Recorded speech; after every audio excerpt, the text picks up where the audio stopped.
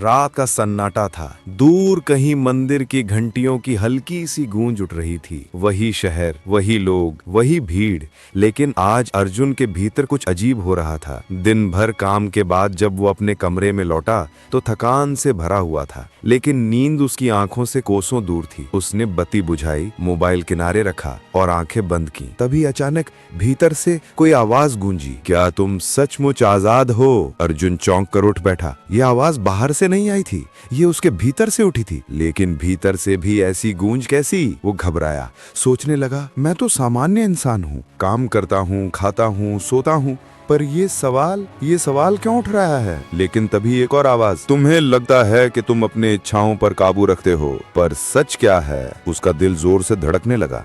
वो जानता था कि पिछले कुछ महीनों से उसकी जिंदगी में एक ही चीज उसे बार बार खींच रही थी, वासना। वो मानता था कि ये स्वाभाविक है, लेकिन भीतर कहीं एक अपराध बोध उसे खा रहा था। कई बार उसने इसे दबाने की कोशिश की, कई बार बह गया, और हर बार अंत में बस खालीपन, थकान, शर्म। उस रात जब वो सोया तो उसे एक अजीब सपना आया। वो खुद को एक अंधेरी सुरंग में खड़ा देख रहा था। सामने 3 रास्ते थे। एक रास्ता जिसमें अनगिनत शरीर उसके चारों ओर नाच रहे थे, जैसे उसे लुभा रहे हों। दूसरा रास्ता जिसमें एक लोहे का दरवाजा था जिस पर ताले लगे थे और अंदर से कराहने की आवाजें आ रही थीं। तीसरा रास्ता अंधेरे में खोया हुआ था। वहां कोई नहीं था, बस गहरा मौन।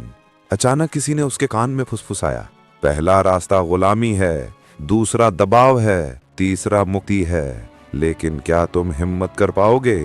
अर्जुन नींद से जागा, पसीने से लथपथ। घड़ी देखी, रात के 3 बज रहे थे। अगले दिन उसकी बेचैनी और बढ़ गई। ऑफिस में लोग हंसते रहे, बातें करते रहे, लेकिन उसे सब धुंधला लग रहा था। मन बार बार उस सपने की ओर खिंचता रहा। शाम को वो नदी किनारे टहल रहा था, तभी एक बूढ़ा साधु उसके पास आकर बैठ गया। साधु ने उसकी आंखों में गहराई से देखा और मुस्कुराया। बेटा, रास्ता खोज रहे हो? अर्जुन चौंका। आप मुझे कैसे जानते हैं? साधु ने उत्तर नहीं दिया, बस कहा, आज रात जब अंधेरा गहरा हो तो अपने भीतर उठती ऊर्जा को देखना, दबाना मत, बहना मत, सिर्फ देखना। अर्जुन कुछ कह पाता, उससे पहले ही वो साधु गायब हो गया, जैसे वो कभी था ही नहीं। रात आई। अर्जुन ने वही किया जो साधु ने कहा था। आंखें बंद की। अचानक उसने महसूस किया कि शरीर गर्म हो रहा है, मन तस्वीरें बना रहा है, वासना की ऊर्जा जैसे उसे जकड़ने लगी। लेकिन उसने साधु की बात याद की, सिर्फ देखना। उसने खुद को देखा, ऊर्जा उठ रही थी, छवियां बन रही थीं, उसका दिल जोर से धड़क रहा था। और तभी अचानक उसे वही अंधेरी सुरंग दिखाई दी। सामने फिर वही 3 रास्ते, लेकिन इस बार दरवाजा धीरे धीरे खुल रहा था। अंदर क्या था वो देख नहीं पाया। कानों में गूंज उठा, अगर सच जानना है तो डर से आगे बढ़ना होगा। अर्जुन अगले कई दिनों तक बेचैन रहा। रात में उसके सपने और भी गहरे होते जा रहे थे। हर बार वही सुरंग, वही रास्ते, वही आवाज, गुलामी, दबाव या मुक्ति, तुम्हें क्या चाहिए? लेकिन इस बार जब उसने ध्यान लगाया तो उसे अचानक महसूस हुआ कि कोई और भी उसके कमरे में है। उसने आंखें खोली, कोई नहीं था, लेकिन हवा भारी हो गई थी। तभी खिड़की से आती हल्की हवा में एक परछाई दिखाई दी। वही साधु जिसे वो नदी किनारे देख चुका था, लेकिन इस बार साधु का चेहरा साफ नहीं दिख रहा था, जैसे धुंध से बना हो। साधु ने धीमे स्वर में कहा, अर्जुन, वासना ऊर्जा है। तुम इसे शत्रु मानते हो इसलिए डरते हो, तुम इसे दबाते हो इसलिए वो हिंसक होती है, और तुम इसमें बह जाते हो इसलिए वो तुम्हें गुलाम बना लेती है। अर्जुन ने डरते हुए पूछा, तो मैं क्या करूं? भाग जाऊं? साधु की आवाज गूंजी, भागना भी गुलामी है। सुनो, इसे देखो, इसे समझो, यही पहला द्वार है। उस रात अर्जुन ने पहली बार खुद को गहराई से देखने की कोशिश की। वो बिस्तर पर बैठा, आंखें बंद की और भीतर उठती बेचैनी को महसूस करने लगा। शुरू में उसके मन ने तरह तरह की तस्वीरें बनाई, स्त्रियों की छवियां, स्पर्श की कल्पनाएं, आवाजें, हंसी। उसका दिल और तेज धड़कने लगा, लेकिन उसने तय किया कि इस बार वो सिर्फ देखेगा। धीरे धीरे उसने महसूस किया कि ये सब उसका मन बना रहा है। वास्तविकता में तो कुछ भी नहीं था, सिर्फ कल्पनाएं, सिर्फ एक सपना। और अचानक जैसे किसी ने पर्दा हटा दिया हो, सब शांत हो गया। लेकिन ये शांति ज्यादा देर तक नहीं टिक पाई। अचानक कमरे की दीवारें हिलने लगीं। उसके सामने वही लोहे का दरवाजा प्रकट हुआ जो सपने में दिखता था। दरवाजे के पीछे से फिर वही कराहने की आवाजें आ रही थीं। वो डर से कांप उठा। साधु की आवाज आई, ये दबाई हुई ऊर्जा है, जितना तुम दबाते हो उतना ही ये भीतर सड़ती है। क्या तुम देखना चाहते हो कि इसके पीछे क्या है? अर्जुन हिम्मत करके आगे बढ़ा।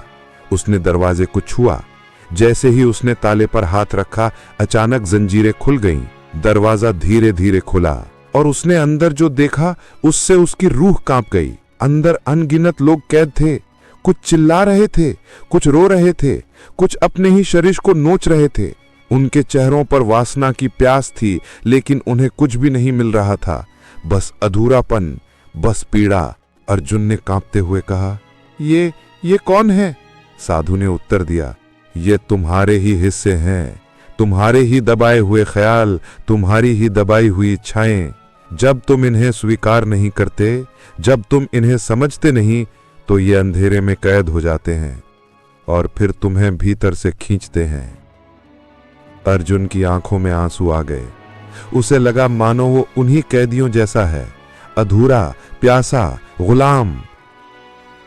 साधु ने कहा, अब फैसला तुम्हारा है। या तो तुम इन्हें हमेशा के लिए कैद रखो और खुद भी कैदी बनो, या इन्हें देखो, समझो और आजाद करो। अर्जुन ने कांपते हुए दरवाजा बंद किया। वो इतना तैयार नहीं था, लेकिन उसी क्षण उसे तीसरे रास्ते की ओर खिंचाव महसूस हुआ। वो रास्ता जो गहरे मौन में खोया हुआ था। साधु मुस्कुराया और बोला, वही मुक्ति का द्वार है, लेकिन वहां तक पहुंचना आसान नहीं। तुम्हें पहले अपने अंधेरे से गुजरना होगा। अर्जुन उस रात सो नहीं पाया। मन में सिर्फ वही दृश्य घूमते रहे, कैद लोग, उनकी चीखें, उनका अधूरापन। सुबह उठकर उसने आईने में खुद को देखा। आंखों के नीचे काले घेरे थे, लेकिन भीतर एक नई जिज्ञासा भी थी। अगर ये सब सच है, तो मुक्ति सच में कैसी होगी?